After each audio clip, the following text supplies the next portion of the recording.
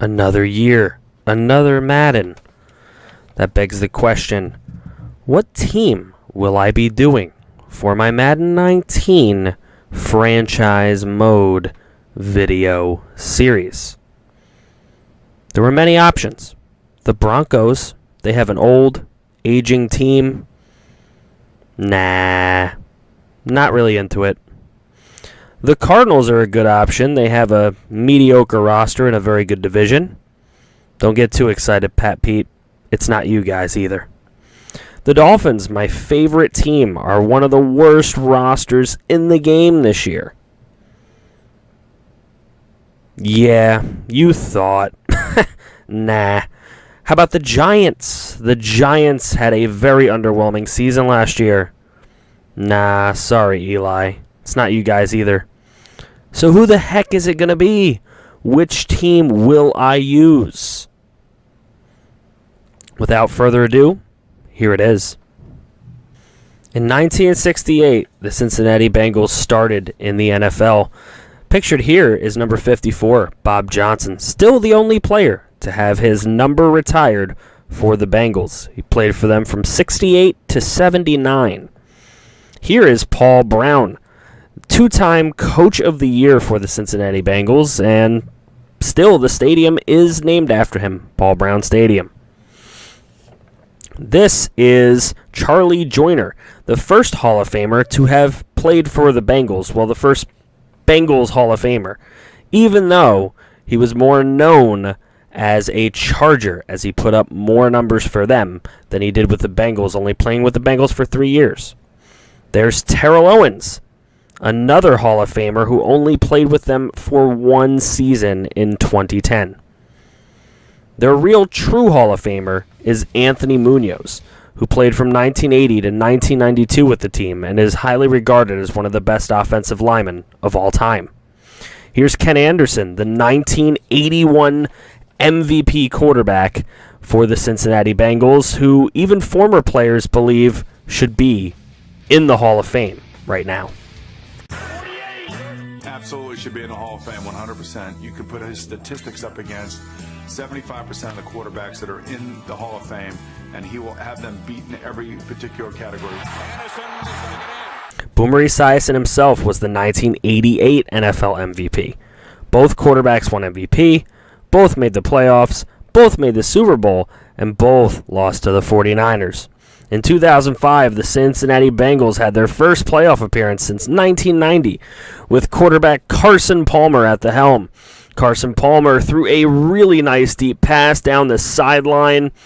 However, he would be injured on the play, a play that many Bengals still talk about today, as many feel the Bengals had a chance to make the Super Bowl that season. But Carson Palmer goes down, John Kitna comes in, and they end up losing the game 31-17 to the Steelers.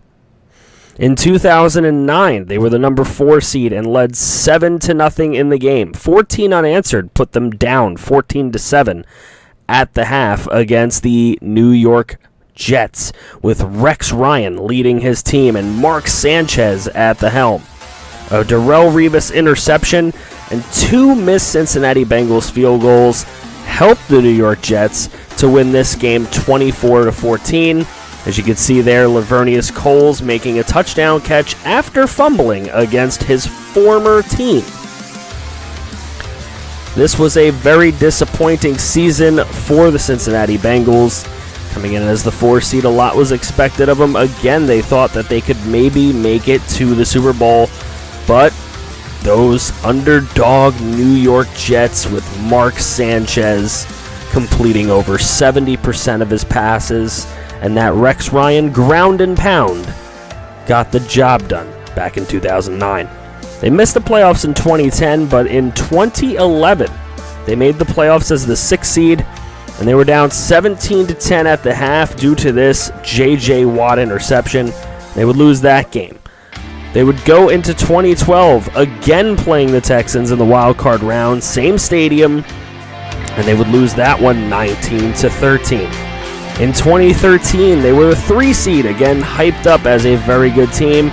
They were up 10-7 at the break, but they would give up 20 unanswered points in the second half to lose 27-10. Then in 2014, they got another chance, playing the Colts on the road.